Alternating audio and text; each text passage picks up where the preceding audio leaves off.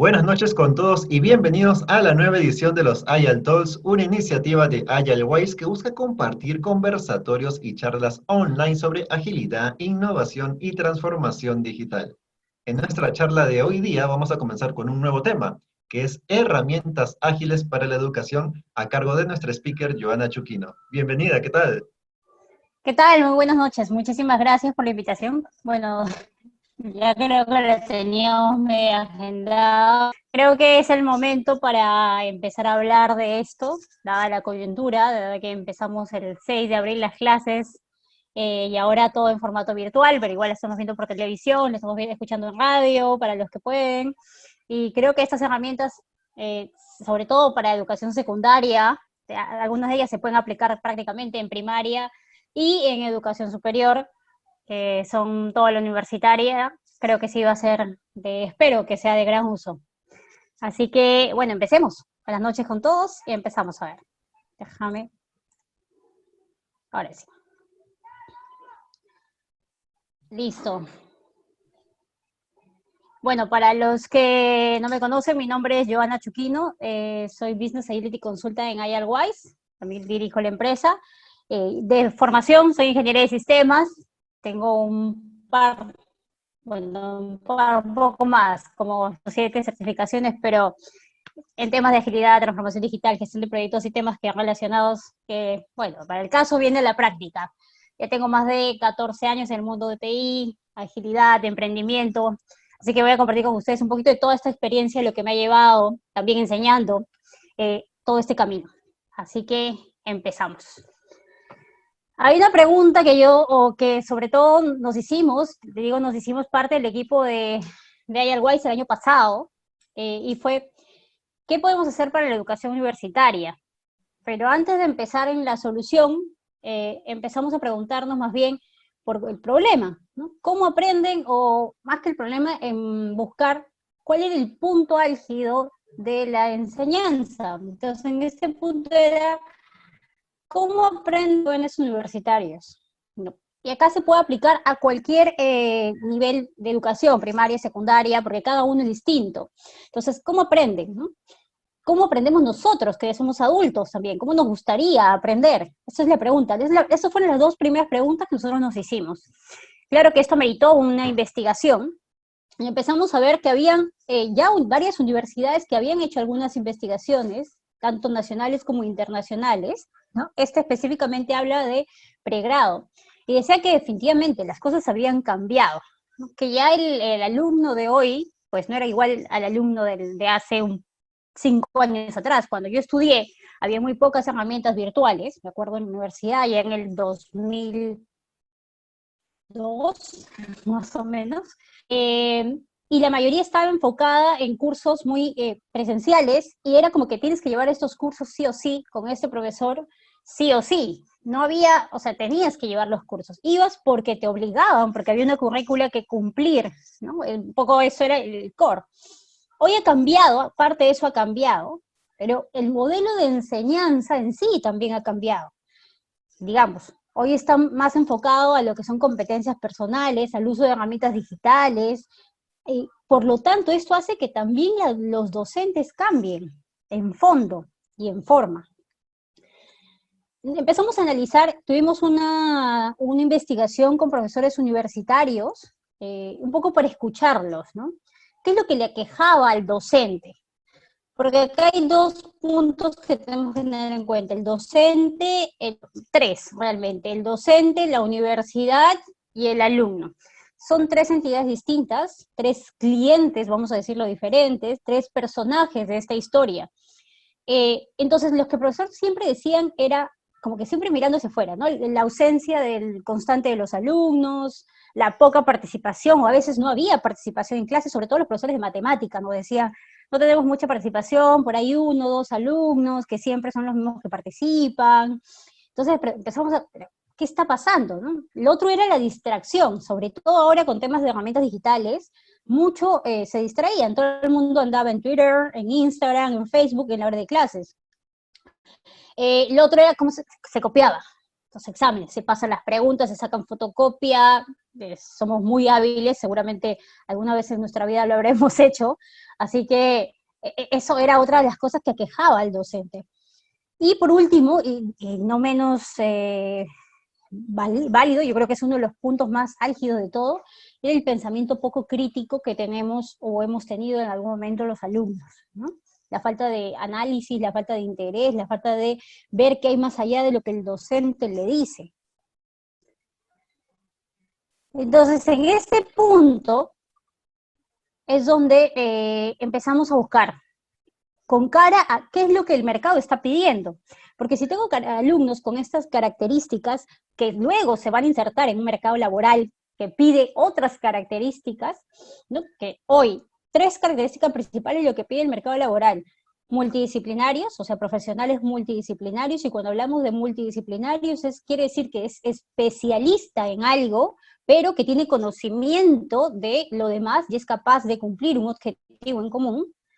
Generalista, es decir, que no solamente sabe de lo mismo, sino que ayuda a luchar por un objetivo en común, ve la visión de un proyecto, de un área o de lo que está encargado, y el enfoque humano.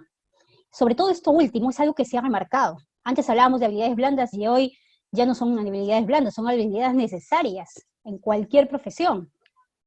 Entonces, en ese contexto era como la universidad y el docente cambian, porque ellos son la clave de todo esto. Así que esa era la pregunta, ¿qué podemos hacer? Y lo que hicimos fue pensar de llevar justamente lo que ya se hace en las empresas. Es decir, cambiarle el foco a los profesores y darle nuevas prácticas. La dinámica, habilitarle nuevas habilidades y comportamientos al docente. Pero ¿cuál es ese nuevo enfoque? ¿De qué estamos hablando? Hablábamos de cambiarle el mindset a producto. Es decir, el docente necesita pensar que su curso no es algo que la gente tiene que comprar, porque una de las características que veíamos en esta investigación que hicimos es que el docente hacía su curso y no le sí le importa el alumno, por supuesto, pero como ya habían alumnos que siempre se van a matricular en la clase, porque son 5 profesores de repente de la misma especialidad, entonces la cantidad de alumnos siempre se van a matricular con uno de ellos 5, es como que de alguna manera estás en tu zona de confort, o desde un lugar de yo tengo el poder, ¿no? Entonces quieran o no quieran, van a venir a mí, como eran antes las tiendas, ¿no? O sea, no sé si se acuerda, yo me acuerdo que antes vivía en Arrimac hace muchos años atrás, y teníamos a la tienda que era el Chino de la Esquina, que atendía muy mal el Chino de la Esquina, pero era la única tienda más cercana a la casa y todo el mundo iba a comprar, porque era el Chino de la Esquina, ¿no? Y ahora hay un tambo al otro lado y tú ya tienes la opción de irte al tambo por diferentes características, ¿no? Entonces ya esa variabilidad es lo que le empezamos a contagiar al docente, es decir, necesitas ver tu curso como un producto que tú tienes que hacerlo deseable, pero tienes que hacerlo innovador, tienes que hacerlo único, tienes que hacer que el alumno desee matricularse contigo. Y así con cada uno de ellos, ¿ah? Porque cada docente tiene un sabor distinto, tiene una forma de enseñar distinta, a pesar de que le enseñas las mismas herramientas, cada uno lo adopta a su personalidad y a sus experiencias y conocimientos que tiene. Por lo tanto, le pusimos 4 puntos principales para cambiar el mindset. Foco en el estudiante, tienes que conocer a tu estudiante, no es lo mismo, ciclo tras ciclo son nuevas personas. Las personas que te tocaron la vez anterior, no sé qué ahora. Tienes que hacerlo deseable, que quieran matricularse contigo. Tienes que hacerlo innovador, qué prácticas, ya sea físicas o virtuales, estás implementando. Y tienes que hacerlo único. Esa es la característica que tú le vas a poner. Bajo este principio, es que nosotros creamos una herramienta, justo les voy a compartir hoy lo que hicimos, a ver si, de hecho, que se les puede servir, para que el alumno, en ese caso, el docente puede enfocarse. ¿Puede enfocarse en qué? Prácticas ágiles, aprender haciendo, facilitación, el profesor se convierte en un facilitador, fomenta el trabajo en el equipo en busca de objetivos específicos, y gamificación. Clases intrigantes, emocionantes, semana tras semana. ¿no? Ese era el foco de nosotros, 3 cosas principales. ¿Bajo qué lo hicimos? Nosotros creamos un programa de educación ágil que se llama EduAgil, ¿no? Para docentes universitarios, en su principio estaba pensado así, que buscaba entregar esto. ¿Cómo lo íbamos a hacer? Ya que viene la parte práctica. 5 módulos. Ustedes lo pueden aplicar totalmente. El primero era enfoque en producto, enseñarle cómo, literalmente lo que hacemos con empresas, ¿no? ¿Por qué es importante pensar en un producto? ¿Qué implica el desarrollo de un producto? Esta parte de hacerlo deseable. Y crear un mapa de impacto. Ahora vamos a ver esa herramienta. Vamos a ver una herramienta de cada uno de los módulos para que ustedes puedan hacerlo. El mapa de impacto lo que nos permite es crear justamente qué quiero yo hacer de mi curso. Cómo yo, a través de objetivos que voy a ir desarrollando en el camino, qué es lo que espero yo que mi curso desarrolle, qué es lo que espero que el alumno se lleve de mi curso, y qué tengo que hacer yo para que el alumno pueda aprender. Ese es lo primero que trabajamos, lo que ellos deseaban. Pero luego tenían que ver si lo que ellos deseaban se aplicaba a la realidad. Y la única forma era conociendo al alumno. Le preguntamos, ¿conoces? A ver, lo aplicamos de hecho en un grupo de 33, la primera versión se aplicó en un grupo de 33 docentes donde ya habían empezado clase, ¿no? Entonces, les preguntamos por sus alumnos. Y ellos no conocían de fondo al alumno, o sea, entendían que sí, habían buenos y habían malos, ¿no? Y habían regulares, era como que lo general, que todo el mundo sabe, ¿no? Y podían contar con los dedos a aquellos que eran buenos y responsables, y por otro lado también a los que eran muy malos, y los demás quedaban en el mundo regular. Pero, ¿qué había detrás de cada uno de esos alumnos? Entonces le enseñamos 3 prácticas: matriz de competencia, estilos de aprendizaje y una herramienta que se llama User Persona. ¿Para qué? Para que puedan identificar con esas 3 y puedan ellos determinar qué grupos y qué tipos de alumno tenían. Y en función de esos tipos de alumnos, tal cual se hace una empresa, cuando ustedes van a una empresa nos califican, tenemos tipos, ¿no? Por ejemplo, cuando vamos a un banco o somos, digamos, clientes de un banco, nos califican en un tipo. Tú eres del tipo, no sé, por ejemplo, los solteros de tal edad, que viven en distritos como estos, que ganan más o menos esta cantidad de dinero. Estos son de usuarios, vamos a llamarlos Pepito. Todos aquellos que tengan esta característica es de este tipo. Luego está otro tipo, que son, por ejemplo, las personas independientes, que ganan de tanto a tanto, que tienen un negocio en tales lugares, ¿no? Es otro tipo. Luego está otro tipo de persona. Y para cada uno de ellos, justamente se hacen diferentes actividades, diferente forma de comunicar, diferentes productos. Entonces, por eso es necesario conocer al alumno, a tu cliente. Esas prácticas las llevamos justamente para que conozcan a su cliente. Luego lo que hicimos fue, ya, a ver, ya conoces a tu cliente, ya aterrizaste, ya te diste cuenta, a ver si lo que tú habías pensado en un momento, en esa parte de tu mapa de impacto, donde empezaste a decir, sí, yo quiero que hagan esto, ¿es factible hacerlo con los alumnos que tienes? Entonces empezamos a crear objetivos SMART, ¿no? Y la validación de iniciativas. Todo esto era muy en campo. Aprendían en clase, iban y lo probaban al campo.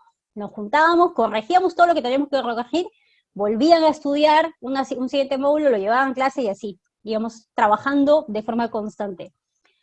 Luego de eso ya venía la gamificación, porque dijimos, ya estamos hasta acá, listo, ahora sí ya arrancamos. 2 puntualmente prácticas, la gamificación y la mejora continua, que era parte del proceso de ejecución. La primera parte, digamos, que es un poco planificar, lo cual está genial, pero sin ejecución, carece de validez completa. Entonces dijimos, ahora tenemos que, con todo lo que has hecho, llevarlo a la práctica. Entonces, para llevar a la práctica, usamos una de las herramientas, era la gamificación. Entonces, le enseñamos la importancia de jugar en clase, ¿no? Entonces, 2 cosas principales, gamificación y storytelling. Le enseñamos a que no se peleen con la tecnología ni con los, digamos, con los distractores, ¿no? Porque todos querían que los profesores, sobre todo, digamos, hay un gran número de docentes que es mayores de 50 años, que querían que los alumnos dejen su celular o que lo apaguen o le pongan en modo silencio. Cuando prohibimos muchas cosas, lo que hacemos es que el alumno tome un punto contrario, dependiendo del tipo de alumno, por supuesto. Por eso se le pedía primero que vean qué tipo de alumnos tienen. si tienen alumnos que están muy, muy tecnológicos o que están siempre metidos en redes sociales, prohibirle no iba a ser una solución. Al contrario, iba a ser pelearte constantemente con él todo el tiempo. Entonces lo que hicimos, por ejemplo, en la parte de gamificación, que le vamos a ver, es decirle, pero ¿por qué tú no te creas un Twitter? No le dijimos. Y habían docentes de más de 60 años que decían, ¿qué es eso? Entonces le explicamos y le dijimos, mira, cada vez que llegues a clase, la primera vez llega, ponle tu Twitter y dile, hoy día vamos a hacer esta clase, quiero que todos tuiteen esto y le pongan hashtag, la clase de hoy, y que vayan colocando ahí lo que van aprendiendo. Era clase de SQL, digamos, base de datos, que hay ingenieros por acá me entendería un poco, base de datos 1. No importa la clase, la cosa es que el docente lo hizo, y todos cuando llegó la primera vez el profesor como que se quedó, todos los alumnos dijeron, profesor, ¿usted tenía Twitter? Y le decía, el profesor dice, sí, la verdad es que el profesor sí estaba aprendiendo eso, pero enganchó tanto la clase que los alumnos empezaron a aprender de base de datos, porque como saben, aplicando Twitter, lee los hashtags que ponen, leen que hablas de base de datos y te va a empezar a bombardear de información que tenga que ver con cursos de base de datos. Entonces vas al final dándole al alumno lo que tú esperas desde otro punto, sin pelearte con esa parte, ¿no? Y también la parte de mejora continua. Decíamos, ya, está súper genial, o sea, ya había enganchado, ya había una dinámica distinta, súper chévere, y luego era, ¿cómo hacemos que esto se vuelva constante hasta que acabe el curso? ¿No? Entonces le enseñamos justamente 2 prácticas, de hecho tiene que ver mucho con lo que se aplica en temas de agilidad, que es el trabajo en equipo, ¿no? Y 2 técnicas que son revisión de pares y mejora continua, que es revisión continua. Entonces, no sé si hasta ahí hay alguna pregunta, alguna consulta, pueden ir escribiendo, así que está genial. Bueno, no veo ninguna consulta, ninguna pregunta, pero listo. A ver, entonces, acá les voy a mostrar algunas de las técnicas que acabo de mencionar. Por ejemplo, esto es el mapa de impacto. No sé si alguno ha realizado ya un mapa de impacto antes. ¿Cuántos de ustedes realizaron un mapa de impacto? ¿Alguno de ustedes ha hecho un mapa de impacto? ¿Me pueden poner en el chat sí o no para más o menos contabilizar? ¿Quiénes ya han desarrollado un mapa de impacto para sus empresas, para su personal? ¿Ok? Eddie me dice que sí. Perdón, que no. César, sí. ¿Ok? Ok, no, yo sí. Ok, Edgar, genial. Veo ahí más o menos entre sí, entre no. Perfecto. Entonces, los que sí, doy en educación, ¿vale? Se aplica, ahorita lo vamos a ver. Viéndolo así, pero no tan grande. Ok, listo. Este es un mapa de impacto personalizado. De hecho, el inicial que teníamos llegaba solo hasta impacto, porque es justamente un mapa de impacto. Era objetivos, actores e impacto, que es más o menos lo que se maneja. Pero esto lo desarrollamos ad hoc con los docentes luego de cuando ellos se crearon su mapa de impacto y lo fuimos revisando en conjunto con todos ellos, nos dimos cuenta que era necesario agregar nuevas columnas que sumaran justamente a lo que ellos iban a ir desarrollando. Entonces, lo primero que identificamos era objetivos del docente. Era un poco entender por qué el docente estaba siendo docente, y para cada docente es distinto, ¿no? Algunos eran muy filantrópicos, decían, pues yo sí quiero compartir mi conocimiento, quiero compartir todo lo que sé, con nuevos profesionales. Desde otro punto de vista era, bueno, la verdad es que sí, y es totalmente válido, estoy complementando porque pues había un grupo que recién eran padres y querían pues sumarle a su canasta laboral, lo cual es totalmente válido. Al menos así iniciaron, ¿no? De hecho, sí, igual, para ser docente creo que hay que tener vocación, pero inicias con un motivo. Y es interesante conocer ese motivo porque eso te va a ir llevando luego las características que va a tener tu curso. Luego era, ok, ya con esto me doy cuenta y ok, ahora, ¿cuáles son los objetivos de mi curso? Y aquí nos dimos cuenta que a pesar que había 5 maestros para una misma especialidad, la forma en que redactaban los objetivos del curso era totalmente distinta. a pesar de que tenían una currícula y la currícula decía objetivo del curso tal. La forma en que ellos redactaban y le ponían esa personalización al curso era distinta. Y esto, si dictas uno, si dictas dos, esto es variable, ¿no? Dependiendo de la cantidad de cursos que cada uno dicte, para cada uno se puede hacer su propio mapa de impacto o puedes juntarlo en uno solo porque hay muchas acciones que se juntan, ¿no? Luego venían los actores. Y aquí la pregunta con los actores es, ¿quiénes son los consumidores de nuestro curso? ¿Y quiénes serán los consumidores? O sea, en este caso, ¿quiénes son? En este caso, te puesto la misma pregunta, pero ¿quiénes son los consumidores de nuestro curso? En el sentido de por ejemplo, acá está el padre de familia y está el alumno en sí. Entonces, ellos son las personas que consumen nuestro curso. ¿Qué les importa a ellos? Y acá, justamente por esto, cuando lo creamos, esto es lo que ellos pensaban en mente. La primera herramienta fue lo que ellos se imaginaban de cómo eran sus alumnos, ¿no? Entonces iban colocando quiénes son, características mínimas ahí. Y luego el impacto. Y el impacto tiene que ver mucho con cómo nos puede ayudar estos actores a que yo logre el curso. Porque una cosa es el docente y otra, perdón, el padre de familia y otra cosa es el alumno. ¿Cómo el padre de familia me puede ayudar a mí a que el curso sea mejor?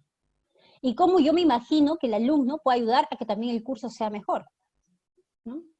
Entonces, esas son preguntas que íbamos haciéndole a los docentes y ellos iban redactando más o menos como ellos pensaban al inicio. Y también era la parte de, ok, ¿cómo debería cambiar el comportamiento de esos actores? Porque decían, los padres de familias no se involucran, ¿no? Entran, o sea, si el alumno entra poco a herramientas digitales porque tenía toda una plataforma virtual, el docente, el padre de familia nunca entra. Entonces aquí era, ok, ¿cómo deberían ellos cambiar? ¿Qué yo espero de ellos? Y ya luego aterrizábamos a entregables. Según íbamos acá descubriendo cada una de estas cosas, ok, ahora sí ya lo tengo que hacer acción. ¿Qué hago yo como docente para que lograr que el alumno cambie de comportamiento? ¿Qué debo hacer yo? Como acá no le habíamos enseñado nada de gamificación y de las cosas que... Ese era el primer módulo, ¿no? No les mostramos qué venía después, solamente le mostramos este primer módulo. Como no le habíamos mostrado nada, entonces ellos dieron varias ideas, muy ligadas a las que siempre manejaban, ¿no? Darles libros para que lean, pasarle papers, etcétera, lo cual es totalmente válido. Y luego era cómo nos pueden ayudar, cómo en este caso no, los otros docentes nos pueden ayudar a que se logre el objetivo. Porque lo que veíamos acá es que también cada docente trabajaba de manera individual. Este era mi curso, por más que sea Matemática 1 y haya 5 profesores de Matemática 1, yo hacía mis propios objetivos, mis entregables, mis ejercicios, y no conversaba con el de Matemática 1 del costado que llevaba el mismo curso. Entonces acá era un poco involucrar al compañero del costado y decirle, oye, ¿cómo sumamos? ¿Cómo acá hacemos los dos que ya no sean 40 alumnos en un salón, sino sean 80 los que se vean beneficiados de nosotros dos? Ya era involucrar nuevas personas. Y por último, era, ¿qué espero yo del alumno? ¿Qué debe hacer el alumno para que esto se dé, para que el impacto que yo haya definido, que es que aprenda, que es que llegue a un porcentaje X de aprendizaje, que el 50 o el 75% de ellos haya aprobado, etcétera, lo que yo haya definido como impacto, se logre? ¿Qué debería hacer el alumno para que eso se dé? Y pues, ¿qué acciones iban a indicarme de que eso se ha cumplido? Porque una cosa es lo que deberían hacerse y la otra cosa es lo que se debería, en este caso, debería indicarme de que se cumplió o no se cumplió, ¿sí? Acá hay una pregunta, entonces, ¿es exclusivo para profesores mayores, ya que en la actualidad la mayoría manejan mucha tecnología o qué más harán los profesores de ahora? No necesariamente, no sé cuántos profesores que usan tecnología se han puesto a pensar en este tipo de herramienta, ¿no? Que han definido su impacto, que han definido colaboración con otros docentes, no lo sabría. Creo que es un tema de cada persona, de cada docente. Respondiendo a la pregunta. Entonces, una de las herramientas, ya yendo, después de haber desarrollado esto, fuimos a la herramienta que era la matriz de competencia. No sé si por ahí, de hecho, esta es una de las herramientas muy, muy usadas, ya tiene varios años en el mercado, se proliferó con el Management 3.0, digamos, pero ya es usada desde antes, desde gestión de proyectos tradicionales, usábamos matriz de competencias ya. Yo la conocí como en el 2006, así que de hecho ahora está mucho más común. Pero ¿qué es lo que le permitía la matriz de competencia al docente? Colocar sus alumnos y lo que él esperaba, que las competencias que deberían generarse. O sea, mi curso que yo voy a dictar, ¿qué competencias va a desarrollar en los alumnos? Supongamos que iba a desarrollar estas 5 competencias. Entonces yo tenía una lista de 20 alumnos y lo que me permitía era marcar, como hicimos, acuérdense que el módulo 2, nosotros era conociendo al alumno a través de herramientas como User Persona y de aprendizaje, la encuesta de aprendizaje, te permitía identificar cuáles eran las competencias de estos alumnos. Y ellos mismos también marcaban. Se le pidió que se imprima y que ellos mismos se vayan calificando. ¿Y cómo estás iniciando el curso en este tema? ¿Qué tanto sabes? Eso también ayuda, ¿por qué? Porque pasa lo siguiente. No sé si ustedes les ha pasado como docentes de que tienen un alumno que sabe más que ustedes. Puede haber, sobre todo en temas de programación últimamente, o sea, en lenguaje de programación, los profesores nos decían, hay muchos profesores, hay muchos alumnos que tienen, e incluso saben más que yo. No porque él sea malo, es porque como ya tenemos todas las herramientas, como ya tenemos cursos completamente virtuales, alguien que está muy, muy alumno muy metido en esto, o ya ha estado muy metido en temas digitales desde hace muchos años, puede haber consumido gran cantidad de información y haberse puesto en práctica. Y va a la universidad para completar o para obtener un título. Y cuando esos alumnos llegaban a clase se aburrían, ¿no? Entonces, esto te permite ver quiénes son aquellos que ya saben un tema, o por lo menos dicen que ya saben un tema, digamos. Pues la gente puede decir muchas cosas, pero por lo menos identificar y poner foco y decir, ya, estos son. ¿Por qué? Te ayuda a que luego te puedas apalancar en ellos, a que tú lo coaches, no los mentores. El docente tiene 3 roles durante la docencia. Tiene el rol de facilitador, de mentor y de coach. Cuando inicias la parte universitaria, la mayoría es mentor, ¿no? La mayoría como que no sabe. Entonces el alumno está así experimentando y tú vas en función a eso mentoreándole, diciéndole estos son los pasitos. Luego pasas a ser un facilitador. El alumno ya sabe algo y tú te conviertes en facilitar, darle nueva información, traer speakers, que es esto es lo que vimos en el punto 4, speakers que ya conozcan del tema para que ellos se vayan enriqueciendo.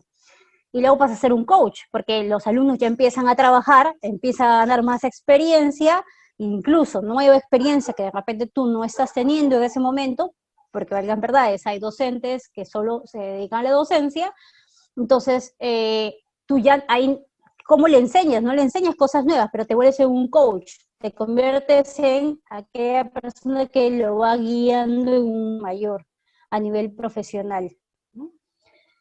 Entonces, esto es lo que te permite la matriz de competencias.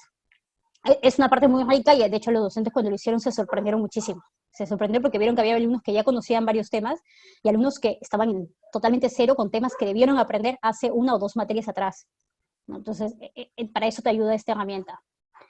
Y esa es la otra herramienta muy rica que se complementa con la anterior, que es la de User Persona. Entonces, la de User Persona se le dio, ellos imprimieron esto, de hecho en otra, sin los detalles, para que los alumnos vayan completando, cada uno vaya completando y vaya llenando estos datos, ¿no? Primero, bueno, sus nombres, cuál era su rol, si es que hoy trabajaban o no trabajaban, identificaban eso, qué esperaba el alumno, ¿no? ¿Qué realmente, qué es lo que realmente lo mueve, qué decisiones toma, cuáles son las tendencias positivas que le representa a esa persona, o sea, oye, cómo me muevo, realmente qué me gusta, qué no me gusta, lo negativo, qué me asusta, qué oportunidades veo, qué oportunidades positivas le veo, o sea, cómo ve su vida de acá a un tiempo, cuáles son esos puntos de dolores, ¿no? Ahí muchos de ellos se enteraron de que Algunos eran ya padre de familia, otros, por ejemplo, madres solteras y trabajaban, otros temas que tenían papás delicados de salud y estaban con todo eso en la cabeza, además, o sea, de estudiar, y siendo muy jóvenes, digamos, ¿no? O sea, entonces, todo ese tipo de cosas le ayuda a conocer mucho al profesor. Esto es lo que se hace literalmente en empresas. Hacemos la parte de user persona para identificar los tipos de personas que tenemos y en función de eso tomar las iniciativas y decisiones que va a ir para un producto. ¿Cómo se lo vamos a vender? ¿Cómo le vamos a hablar a esa persona? Así que, a ver, por aquí me comentan algo ya. Listo. ¿Qué más vimos? El punto 3, ¿se acuerdan que el punto 3 le dije que era objetivos? Ya con esto que ellos habían alimentado, habían recogido, nos fuimos a actualizar su mapa de impacto. Si las herramientas se deben usar antes, después de un curso, idealmente es que sea antes, ¿no? De un curso, de un taller, de un programa, de un diplomado, de un máster. Pero si no las has hecho antes, es mejor que las hagas antes de, o sea, ya, siempre es bueno empezar a aplicarlas. Tiene un resultado distinto cuando empiezas, digamos, cuando ya inició, que cuando, o sea, cuando la agarras, no en la mitad, pero ya iniciado, que cuando recién vas a aperturar. Pero es mejor que lo hagas a que no lo hagas. Así que los docentes de la primera versión lo hicieron cuando ya había pasado un mes y medio, porque ellos tienen ciclos de 5 meses, había pasado un mes y medio de haber iniciado y ahora van a ver los resultados. Entonces, fue bastante bueno. En objetivos SMART, pues le enseñamos cómo crear su objetivo SMART, ¿no? Que sea específico, medible, alcanzable, relevante y que debe tener un tiempo limitado. ¿Sí? Luego le enseñamos la parte de gamificación. Y acá en la parte de gamificación le enseñamos para que ellos puedan diseñar sus propios juegos. Pero hablamos de juego no como un juego de esto que voy a jugar sí para divertirme, porque esa es la idea, sino que también un juego tiene un objetivo. ¿Qué es lo que yo espero al final que se logre con este juego? ¿Qué comportamientos espero que el alumno tenga o qué comportamientos voy a necesitar cambiar? ¿Quiénes van a jugar? O sea, porque mi juego es para todos. Por ejemplo, mucho se usa el tema de competitividad, ¿no? O sea, ya, a ver, el que responde primero. Cuando hay mucho tema de competitividad, si la mayoría de tus alumnos son muy competitivos, no fomentas el trabajo en el equipo, punto número 1. Más bien fomentas la agresividad, que se peleen, ¿no? Mucho, todo el tiempo están peleándose, incluso hasta algunos se molestan, ¿no? Yo debí ganar. Por eso es mucho describir qué tipos de jugadores tienes y ya los conoces y qué tipo de comportamiento vas a cambiar. O sea, ahí los temas de juegos individuales no funcionan. Entonces ya haces juegos colectivos. Entonces, este tipo es justamente cuando alguien hace un juego, ya sea en Menti, o sea, si alguien usa, porque hoy dice, no, sí, usamos herramientas digitales y le mostramos juegos y le mostramos muchas cosas. Sí, pero ¿has diseñado tu juego o solamente lo has lanzado, preguntas y respuestas, y era a ver el mejor de la clase? Esa es la pregunta que le hicimos. Entonces, la mayoría, y algunos profesores que lo habían hecho, no, solamente habían visto la herramienta y la pusieron ahí, pero no se habían puesto a pensar los comportamientos del juego que ellos estaban haciendo. Y justo nos contaron, ¿no? No, los algunos se molestan porque dicen, no, profesor, yo presioné primero que el otro y usted le da el punto al otro, ¿no? Entonces, claro, porque los conocías antes de hacer ese juego, tú sabías que eran así, y si sabías, ¿por qué le diste un juego individual? Entonces, ¿por qué no cambiaste el juego? Y ese es justamente, los juegos se diseñan, no se lanzan así nomás, o no deberíamos lanzarlos así nomás. De hecho, todos creo que en algún momento lo hemos hecho. ¿Qué actividades va a tener mi juego? ¿Qué busco? Busco que el fondo sea divertido, ¿no? Y, pues, obviamente, ¿qué herramienta voy a usar? Cuando yo tengo las 5 primeras, puedo definir la herramienta, porque la herramienta puede ser física o puede ser virtual, ¿no? Pero necesito definir antes esas cosas. Que sea digital no significa que sea mejor que un físico. Eso es un punto que debemos considerar. Uno de los profesores creó su propio juego con cartas, por ejemplo. Entonces, lo cual fue bastante valioso, ¿no? Que fue, oye, no, sí, hay muchas digitales, y me parece genial, pero yo voy a hacerlo con cartas y por equipos, ¿no? Y era un juego colaborativo, donde si un equipo perdía, todos perdían. Hoy hay un montón de juegos colaborativos, ¿ah? Que son súper buenazos, que ustedes ya pueden usar y reusar. O sea, si ya tienen cartas de juegos colaborativos, primero diseñas o sea, los 4 primeros puntos y luego ya usas la herramienta. ¿Qué más hicimos? Les enseñamos la parte número 5. ¿Se acuerdan la parte número 5? Que era el mejora continua. Entonces es necesario que acabe toda la primera parte para que, o sea, iniciamos hoy y tienes que entregarme tu trabajo, la mitad en el parcial y la otra mitad al final. ¿Es necesario o hay alguna forma de ir construyendo, midiendo y aprendiendo? ¿No? Enseñamos conceptos como MVP, que de hecho es el producto mínimo viable que se usa en productos que usamos en la agilidad, que usamos como herramienta ágil muy válida. Entonces enseñamos este concepto para que ellos puedan ver, no todos, pero gran parte de ellos, gran parte de sus cursos, puedan, sobre todo los que tenían proyectos, puedan ir haciéndolo de esta forma. Tuvimos algunas, no complicaciones, sino retos con los profesores como matemática, ¿no? Matemática o historia, o cursos donde, bueno, acá no hay un proyecto, no acabas, digamos, un poco el enfoque era, ellos no tienen un proyecto que van desarrollando en el camino, sino yo le voy enseñando clase por clase y la idea es que ellos aprendan, llegan a casa sabiendo integrales, derivadas, ¿no? Y entonces era ahí, justo tenemos otro plan con ellos, para ver si tú esperas que al final de la clase terminen ellos sabiendo derivadas y tú le vas enseñando parte por parte, a ellos saben que tienen que saber derivadas, o sea, antes de que acaben, por lo menos saben que van a saber derivadas, o se enteran que van a saber derivadas cuando ya van a acabar la clase, o sea, cuando ya está pasando el tiempo. Claro, no le consultaban, nunca le enseñaban qué cosa iban a aprender en lo largo del tiempo, no les enseñaban cómo los iban a ir construyendo ese camino. O sea, no le mostraban el roadmap. Yo sé que dice, no, pero ellos tienen la currícula ahí detallada, sí, pero la currícula es un documento escrito que a veces los alumnos, va a depender del tipo de alumnos, pero ni lo leen, ¿no? Entonces solamente se matriculan y ya porque es un curso más, igual que todos los que ha llevado la mayoría de los anteriores, entonces no lo leen y van a clase porque tienen que ir a clase, porque están obligados a llevar la clase. Pero tú como docente, ¿qué estás haciendo para darle y para decirle, mira, yo quiero que tú aprendas esto al final de la clase? Justamente para eso se hacía el mapa de impacto, para que tú le muestres, y ellos le mostraron su mapa de impacto de lo que ellos esperaban como docentes de ellos al final de la clase.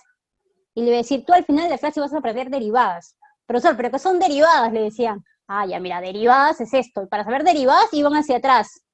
Por eso es importante que sepas sumar, ¿no? O por eso es importante que sepas ecuaciones, y había muchos alumnos que justamente eso era lo que se dieron cuenta, no sabían ecuaciones. Entonces, por eso es importante, no vamos a llegar a la meta si tú no sabes lo que necesito para llegar a esa meta, ¿no? Y esto es lo que le quiero mostrar, algunos datos, algunos números, para empezar la parte de preguntas, que es la parte que más quiero que me pregunten todo lo que sea necesario. De hecho, estas son algunas, hay varias prácticas adicionales que nosotros usamos dentro de la herramienta, y hay muchísimas más que nos encantaría agregarle, porque dentro de lo que fuimos experimentando, fuimos viendo que hay mucho que agregar, ¿no? Incluso queremos sacar pues una versión 2 con nuevas cosas, o sea, que sepan la versión 1, potenciarlo con una versión sub 2 donde ya vayan profesores implementando, agregándose, ¿no? Entonces, esto es lo que pasó en 10 semanas, porque esto lo desarrollamos en 10 semanas. Eran 5 módulos, una semana aprendían y la otra semana, como veíamos, y lo implementaban. Y así íbamos, ¿sí? Semana a semana. Entonces, la participación al inicio era muy poca, casi el 5%, la gente asistía a clases, pues era un 72% más o menos por obligación, porque tomaban lista. Yo sé que hay algunas universidades que ya no toman lista, ¿no? No se valen, no se prestan por si sí o si no van o no van. la percepción de enseñanza que tenía el alumno de que, oye, ¿cómo percibes que te enseñan? Si funciona, si sirve o no sirve. No se ve la pantalla completa, me dicen. ¿No ven la pantalla completa? Es una PPT que dice, hay números arriba que dice después, antes, y abajo dice esto recién empieza. ¿Sí? Sí, ya, genial, perfecto, listo. Entonces, en esta parte, ¿qué es lo que pasó después de 10 semanas? Esto pasó después de 10 semanas. Aplicando esto, ¿no? La participación en clase aumentó un 45%, se incrementó la asistencia un 85% y se incrementó la percepción de enseñanza. Entonces, nosotros dijimos, oye, esto funciona, está funcionando. De hecho, ya lo han vuelto a aplicar de inicio y funciona mucho mejor. Pero esto es lo que logramos. Y estos son comentarios de docentes, de hecho, dentro de la plataforma que tenemos, los docentes iban contando cómo ellos iban desarrollando su curso, ¿no? Entonces, acá hay unos comentarios que sí me gustaría, por ejemplo, el profesor Ulises, ¿no? Que justo nos explica que es del 7º ciclo de metodología de investigación. Son cursos un poco difíciles ya para dictarlo, ¿no?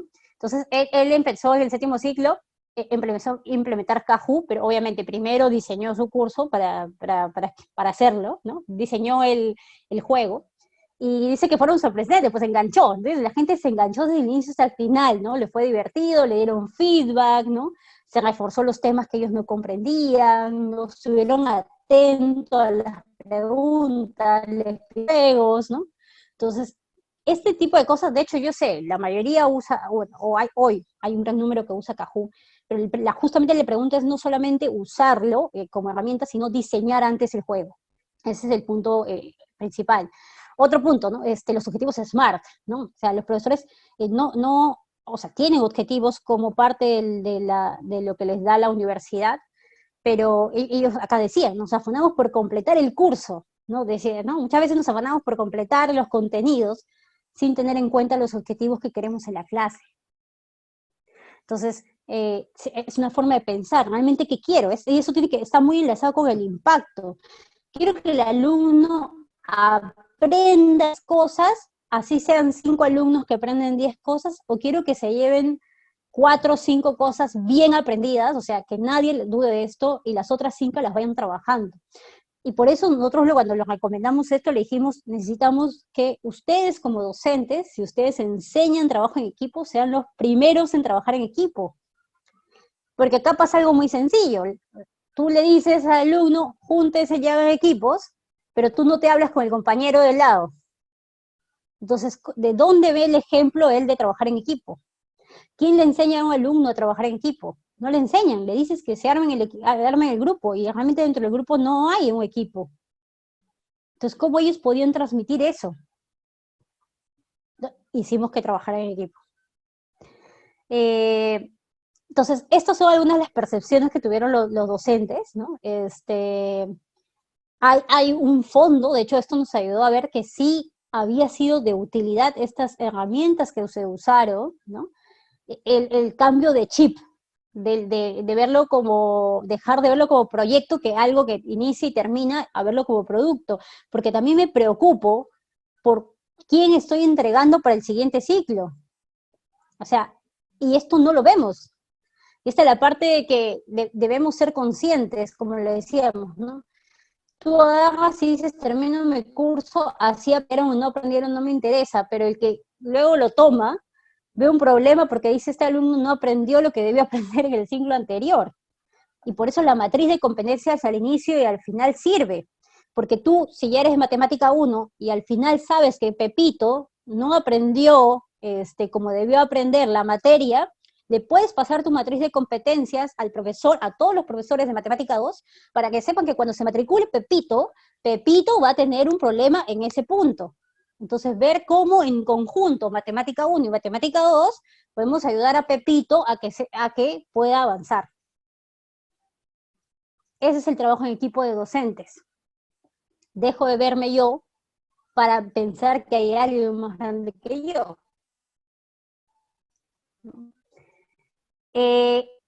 Y estos son algunas fotos, de hecho, de los profesores haciéndolo en clase. Estos eran, literalmente, imprimieron, escribieron su matriz, sus encuestas, sus evaluaciones, cada uno de los alumnos para conocer y para que los docentes puedan también apoyarse en estas herramientas y que esto funcione.